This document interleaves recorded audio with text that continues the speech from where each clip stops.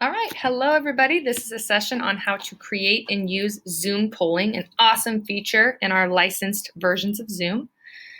First, I want to talk about 3 ways you can use Zoom polls. You can do it for fun. Ask a question of the day. It could be like part of your bell work process, just to learn more about your students and see if they can get in fun little arguments with each other. You could use it for formative assessments. Your admin would love that. Your students would obviously love that because you're getting in the moment data on how students are doing. Also, the ACT is becoming the main high stakes test, so they need to be exposed regularly to rigorous multiple choice questions. So that's great for you to incorporate in your class. And finally, you can use it for SEL. A lot of teachers use a mood meter of sorts, like pictures of celebrities or cartoons for students to show how they're feeling. And you can also just explicitly ask questions like, how are you feeling in this moment? And you can maybe provide like tips for self-care, ask kids to say which one they're most excited to try, things like that. Today, we're going to look at 6 things. First, settings. Make sure your settings are intact to use Zoom polling. Then we'll learn how to create Zoom polls in advance so you have them ready to go, or in the moment if you need to. We will learn how to launch a poll and share the results live. Those are 2 probably of the easiest parts, and then the result reports at the end. So let's go ahead and jump in. First, we got to make sure that our Zoom accounts are enabled for polling. So when you log in to zoom.us, you have to make sure you're doing this in a browser, like in Chrome. Then you go to settings. There's a lot of settings in Zoom. So I do a Control F on my computer and I search for the word poll. So it takes me right to where polling is. Make sure this is toggled on. As long as this is on, you are good. Okay, so that is good to go. You can also double check that you did that correctly. When you go into Zoom, and you can see down here that polling is there. So if that's there, you're good to go. Let's go back. Now let's learn how to create polls in advance to launch during class. So to do that, you're going to go back to the browser. And now we're getting out of settings and we're going into meetings. A lot of you have like 4th period, 5th period, 6th period recurring meetings each day. If you have that, then you would click on an upcoming meeting. There's all this good stuff, and then you scroll down, down, down, and you can create a poll here. So it might say you have not created any polls yet, and then we can add one. So chips, we can say hot Cheetos or Takis. Hot Cheetos, Takis, neither. There you go. Save, and you've just created a poll. It's a fun little question you can ask your students. Let's see them blow up the chat about this.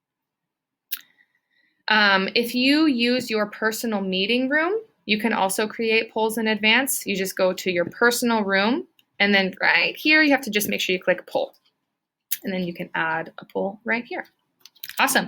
Okay, so we learned how to create them in advance. If you want to make them in the moment, what you can do is go into Zoom, click polling.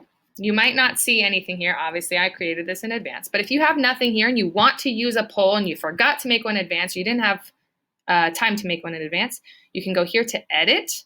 And when you click edit, that actually takes you into the browser so that you can make one just like you did a moment ago, just like we did a moment ago.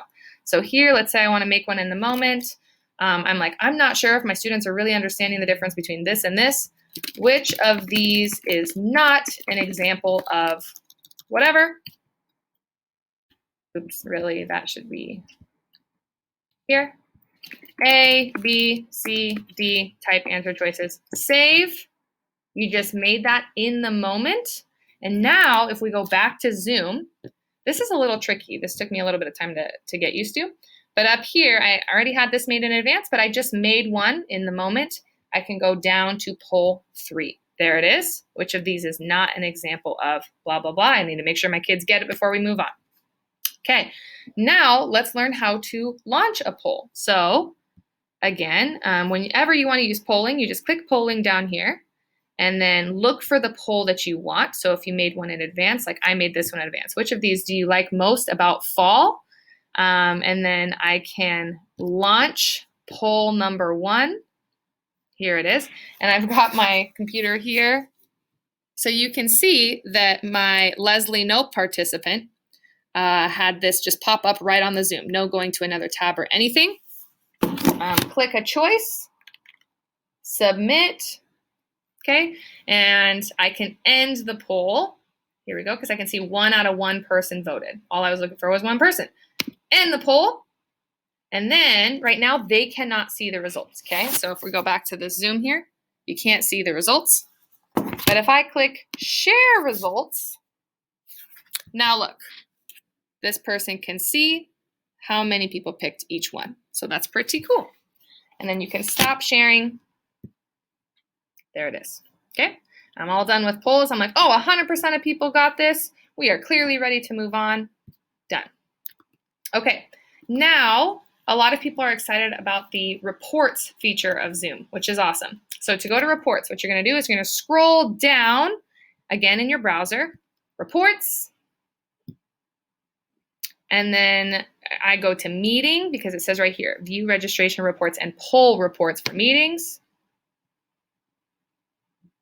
Okay, and now this is a little tricky. You have to click here to poll report. It says registration report, poll report. Here are the dates, so you can make sure that you have the, like if you have polls every single day, you're not looking through tons of meetings, you're just looking for today. And then I can go here, Zoom poll, Screencastify sesh, generate, continue. It'll find me what I'm looking for. If I click download, then I can open this Excel spreadsheet here. And so it shows, it shows the username, user email, the time, the question, and what they chose. So I just want to clarify, you don't need to like enter in the gradebook. You don't need reports for that, but just rather in the moment mastery. What % of kids got a question right? And then the reports are nice because you can go back and see which kids picked specific answers and then follow up with them if you need to.